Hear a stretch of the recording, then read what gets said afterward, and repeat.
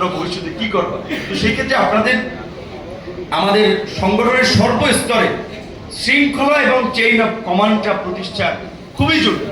Chain of command এবং রাজনৈতিকভাবে protocol সব দলই আছে, আপনাদের এইখানেও এটা ফলোটা করা জরুরি, যেটা আমাদের অনেক জায়গায় আমরা আসলে দেখি না। তো এই জন্য আমরা সবার কাছে অনুরোধ করব, এতদিন একটা প্রতিকূল পরিস্থিতিতে যেভাবে আমরা চলেছি, এখন আমাদের গোছানোর সময় সুন্দরভাবে নিজের বেডরুমের মতো সংগঠনটাকেও সুশৃঙ্খল করা, চেইন অফ কমান্ড, শৃঙ্খলা, আমাদের মধ্যে মিউচুয়াল রেসপেক্ট বা পারস্পরিক সম্মান, ভালোবাসা, এই যে গড়ে তোলার সময়। সর্বোপরি শেষ কথা হচ্ছে আমার এটা, যে আমরা আজকে এই হাউস, এই অডিটোরিয়ামটারও ভাড়া 29,000 টাকায় মিটিং করার জন্য।